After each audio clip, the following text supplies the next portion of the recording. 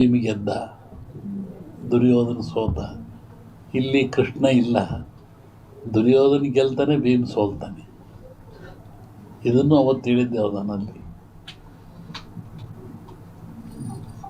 ಕರ್ನಾಟಕ ರಾಜ್ಯದ ಮುಖ್ಯಮಂತ್ರಿಗಳ ಬದಲಾವಣೆ ಆಗೈತೆ, ಅದು ಸಮಯ ಸಿಎಂ ಬದಲಾವಣೆ ಆಗೈತೆ. ಈಗ ಹೇಳಿದ್ರಿ,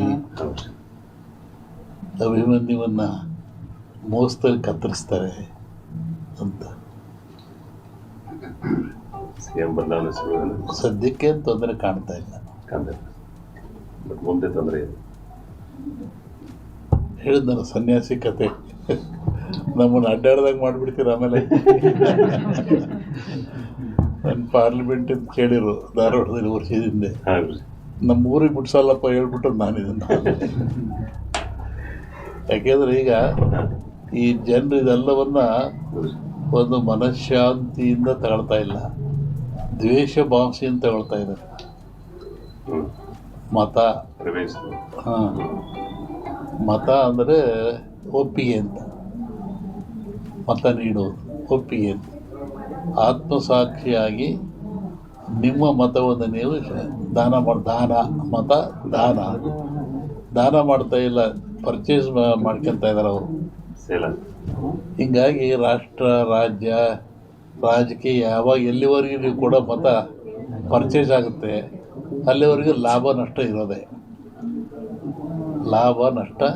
ನಮ್ಮ ತಿಪ್ಪೇಸ್ವಾಮಿ ಬಂದು ಒಂದು ಸಮಾಚಾರ, ಸ್ವಾಮಿಗಳು ಕೋಡಿಮಠ ಸ್ವಾಮಿಗಳು ಬಂದರು, ಅವರ ಶಿಷ್ಯರಾಗಿ ಬಂದರು, ನಾವೆಲ್ಲ ಒಂದು ಸಮಾಚಾರ ಪ್ರಚಾರ.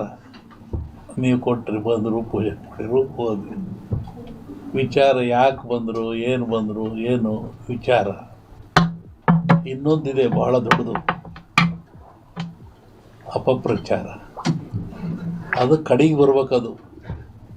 ಅಳುಕು ಹೃದಯದವನಿಗೆ ಅಪಪ್ರಚಾರವೇ ಆಯುಧ. ಈ ಮೊದಲಿಗೆ ಅಪಪ್ರಚಾರ ಬಂದ್ಬಿಟ್ಟಿತ್ತೀಗ, ಅದು ಬರೋತ್ತಿಗೆ ಸತ್ಯ ಹೋಗಿರ್ತಾರೆ, ಸತ್ಯ ಮುಟ್ಟತ್ತಿಗೆ. ಹಾಗೆ ಎಲ್ಲಿವರೆಗೂ ಜನರಿಗೆ ನೈಜವಾದ ಜ್ಞಾನ ಮತ್ತು ಯಾವುದನ್ನು ಇನ್ನೊಂದು ಹೇಳ್ತಾ ಇರ್ತಾರೋ ಈ ಬುದ್ಧಿವಂತರು, ಮಾಡಿದಾರ ಪಾಪ ಆಡ್ದಾರ ಭಯ ಬಿಡೋ, ನೀನು ಯಾಕೆ ಮಾತಾಡ್ತೀಯ, ನಿನಗೆ ಬರುತ್ತೆ ಅಂತಾರೆ. ಹಂಗಲ್ಲದು. ಬುದ್ಧಿವಂತರು ಮಾಡಿರೋ ಸ್ಲೋಗನ್ ಅದು. ಅವ್ರು ತಪ್ಪು ಮಾಡಿ ಇನ್ನೊಬ್ಬರು ಬಾಯಿ ಮುಚ್ಚಕ್ಕೆ. ಅದೇನು, ಮಾಡಿದವರು ಪಾಪ ಆಡ್ದಾರ ಬಾಯಾಗಲ್ಲ, ಮಾಡದ ಅವರ ಪಾಪ ಆಡ್ದಾರ ಬಾಯಿಲಿ. ನಾನು ತಪ್ಪು ಮಾಡಿ ನೀವು ಹೇಳಿದ್ರೆ ತಪ್ಪೇನಾಗಲ್ಲ, ನಾನು ತಪ್ಪು ಮಾಡೋದು ಹೇಳ್ತಿರಲ್ಲ ಅದು ಅಪಪ್ರಚಾರ. ಅದಕ್ಕೆ ಪಾಪ ಇಂದು ತಲೆತಲಾಂತರದಿಂದ ಬಂತಿದ್ದು. ಮಾಡಿದಾರ ಪಾಪ ಆಡ್ಬಿಡ ಮರ, ಯಾಕೆ ಮಾತಾಡ್ತೀಯ ಅವನ ಪಾಪ ನೀನು, ಹಂಗಿಲ್ಲವೇ ಇಲ್ಲ. ಮಾಡದ ಅವರ ಪಾಪ ಆಡ್ದಾರ ಬಾಯಿಲಿ. ನೀವೇನೂ ತಪ್ಪು ಮಾಡದೆ ಅಪಪ್ರಚಾರ ಮಾಡಿ ಅದು ಪಾಪ ಬರುತ್ತೆ ಅವನಿಗೆ. ಇಂಥ ಬುದ್ಧಿಜೀವಿಗಳು ಇದಂತ ಹೇಳಿಬಿಟ್ಟು ಇನ್ನು ಜನಸಾಮಾನ್ಯ ಸುಮ್ಮನೆ ಮಾಡಿಬಿಡ್ತಾರೆ. ಎಲ್ಲ ಹೇಳ್ತಾರೆ, ಸುಮ್ಕಿರೋ ಮರ ಹಾಳಾಗೋಲಿ, ಅವ್ರ ಪಾಪ ನಿನ್ನ ಬಾಯಿಗೆ ಹಾಕಿ. ರೋಗ ರುಜಿನಗಳು ಸ್ವಲ್ಪ ಜಾಸ್ತಿ ಆಗೋ ಲಕ್ಷಣ ಇದೆ ಇದರೊಳಗೆ. ಆಮೇಲೆ ಅಲ್ಪ ಆಯುಷ್ಯಗಳು ಕಮ್ಮಿ ಆಗ್ತಾ ಇದೆ.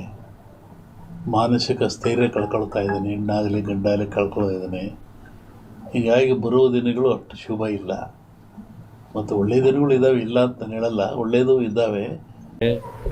ಮನುಷ್ಯ ಜನ್ಮ ಹುಟ್ಟಿಕ್ಕೂ ಸಾರ್ಥಕ ಆಗ್ತದೆ. 84 ಲಕ್ಷ ಜೀವರಾಶಿಗಳಲ್ಲಿ ಮಾನವ ಜನ್ಮ ಶ್ರೇಷ್ಠವಾದದ್ದು. ನೀರಿನಲ್ಲಿ 21 ಲಕ್ಷ, ಗಾಳಿಯಲ್ಲಿ 21 ಲಕ್ಷ, ಭೂಮಿಯಲ್ಲಿ 21 ಲಕ್ಷ, 21 ಲಕ್ಷ, 84 ಲಕ್ಷಗಳಿಂದ ಈ ಆತ್ಮ ಅನ್ನೋದು ಬಂದದೆ.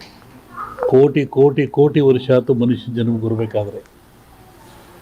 ಗಾಯಿ, ಹದ್ದು ಕರಿತೀವಲ್ಲ, ಭೂಮಿಲಿ, ನೀರಿನಲ್ಲಿ ಈ ಆತ್ಮ ಬರುವಾಗ ಅದು ಏನಾಯಿತು, 84 ಲಕ್ಷ ಜೀವರಾಶಿಗಳಿಂದ ಕಡೆಯದಾಗಿ ಮಾನವ ಜನ್ಮಕ್ಕೆ ಬಂತು. ಇದು ಕಡೆಯ ಜನ್ಮ. ಅದಕ್ಕೆ ದಾಸರು ಹೇಳಿರು, ಮಾನವ ಜನ್ಮ ಹಾಳು ಮಾಡಿಕೊಳ್ಳ್ರಪ್ಪ ಹುಚ್ಚಪ್ಪಗಳಿರ, ಇಂಥ ಜನ್ಮ ಸಿಕ್ಕಿತೇನ್ರಪ್ಪ ಅಂತ. ಈ ಮಾನವ ಜನ್ಮಕ್ಕೆ ಬಂದಾಗ ಭಗವಂತ ಇಟ್ಟ, ಕೋಪ ಇಟ್ಟ, ಆಸೆ ಇಟ್ಟ, ದ್ವೇಷ ಇಟ್ಟ, ಅಸೂಯೆ ಇಟ್ಟ, ಸಂತೋಷ ಇಟ್ಟ. ಇವೆಲ್ಲವನ್ನು ಗೆದ್ದು ನಂತಕ್ಕೆ ಬಂದ. ಇವರಾಗೆಲ್ಲ ಸೋತ್ರೆ ಮತ್ತೆ ಹಿಂದಕ್ಕೆ ಹೋಗೋದೆ ಕೋಟ್ಯಾನುಗಟ್ಟಲೆ ಹಾಗಾಗಿ ಮನುಷ್ಯ ಜನ್ಮ ದೊಡ್ಡದು. ಈ ಜನ್ಮ ನಾವಿದ್ದಾಗ ಅರಿಷಡ್ವರ್ಗಳನ್ನು ಗೆಲ್ಲಬೇಕು. ಇವತ್ತು ನೋಡ್ತಾ ಇದ್ದಾರೆ ಗಲಾಟೆಗಳು, ದೊಂಬಿಗಳು, ಅವೇನು ನಾವು ಟಿ ವಿ ನೋಡೋಕ್ಕೆ ಆಗೋದಿಲ್ಲ. ಟಿ ವಿ ತಪ್ಪು ಅಂತ ನಾವು ಹೇಳಲ್ಲ, ಆ ಘಟನೆಗಳನ್ನ ಜನರ ಮುಂದೆ ಇಡ್ತಾ ಇದ್ದಾರೆ ಅವರು. ಹಾಗಾದ್ರೆ ಯಾಕೆಂದರೆ ತಿದ್ದಿಗಳ್ರಿ, ಹಿಂಗೆ ಆಗಬಾರ್ದು, ನೀವು ಹಿಂಗಾಗ್ತಾ ಇದ್ದು ನೋಡಿ, ಅಲ್ಲಿ ಇವು ಇನ್ನೂ ಹೆಚ್ಚಾಗುತ್ತೆ ಈ ದೇಶದಲ್ಲಿ. ಹಾಗಾಗಿ ಮನುಷ್ಯ ಯಾವಾಗ ಶಾಂತಿ, ನೆಮ್ಮದಿ, ಒಂದು ಶಿಸ್ತುಬದ್ಧ ಜೀವನ ಇದ್ದರೆ ಏನೂ ಆಗಲ್ಲ. ಹಾಗೆ ನಾವು ಕರೆಯದೇ ಬರುವವನು, ಬರೆಯದೇ ಓದುವನು, ಬರಿಗಾಲಲ್ಲಿ ನಡೆಯುವನು. ಕೋಪ, ಕಣ್ಣು, ಯಥಾ ದೃಷ್ಟಿ ತಥಾ ಸೃಷ್ಟಿ. ನಾವು ಹೆಂಗೆ ನೋಡ್ತೀವಿ ಸೃಷ್ಟಿ ಹಂಗೆ ಕಾಣುತ್ತೆ. ಅನ್ನವನ್ನು ಅನ್ನವಾಗಿ ನೋಡ್ತೀವಿ, ಪ್ರಸಾದವಾಗಿ ನೋಡ್ತೀವಿ, ಕೂಳಾಗಿ ನೋಡ್ತೀವಿ, ಅಲ್ಲ ಅದು ದೃಷ್ಟಿ ಆಗ್ತದೆ. ಹಾಗೆ ಒಂದು ಹೆಣ್ಣನ್ನು ನೋಡಿದರೆ ಪ್ರಕೃತಿ, ಮಾತೆ, ತಾಯಿ, ಮಾಯೆ, ವಿಕೃತಿ. ಆಕೆ ತಾಯಿಯಾಗಿ ನೋಡ್ತೀವಿ ನಾವು, ಮಾಯಾಗಿ ನೋಡೋದಿಲ್ಲ. ಯಾಕೆ ನೋಡೋ ಕಣ್ಣುಗಳು ಆ ಥರ. ಅದಕ್ಕೆ ಕಣ್ಣನ್ನು ಶುದ್ಧಿಯಾಗಿಟ್ಟುಕೋ. ಮರೆಯದೇ ಓದುವನು ಅಂದರೆ ಕಣ್ಣು, ಬರಿಗಾಲಲ್ಲಿ ನಡೆಯುವನು ಅಂದರೆ ಮನಸ್ಸು. ಮನಸ್ಸನ್ನು ಗೆಲ್ಲೋದು ಕಷ್ಟ, ಹೆಂಗಾದ್ರೆ ಹೆಂಗೆ ಹೋಗಿಬಿಡುತ್ತೆ. ಆ ಮನಸ್ಸನ್ನು ಗೆದ್ದವನು ಮಹಾತ್ಮನಾಗ್ತಾನೆ, ಮನಸ್ಸಿಗೆ ಸೋತನು ಮನುಷ್ಯ ಆಗ್ತಾನೆ. ಹಾಗಾಗಿ ಈ ಸಂವತ್ಸರದಲ್ಲಿ ಶುಭಕ್ಕಿಂತ ಅಶುಭವೇ ಜಾಸ್ತಿ. ಇದು ಕ್ರೋಧಿ ನಾಮ ಸಂವತ್ಸರ. ಒಂದೊಂದು ಸಂವತ್ಸರದಲ್ಲಿಯೂ ತನ್ನದೇ ಆದ ಫಲವನ್ನು ಅನಾದಿ ಕಾಲದ ಸಂವತ್ಸರಗಳು ಕೊಡ್ತಾ ಬರ್ತಾ ಇದ್ದಾವೆ. ಈಗ ಈ ಸಾರಿ ಇರುವಂಥದ್ದು ಕ್ರೋಧಿ ನಾಮ ಸಂವತ್ಸರ.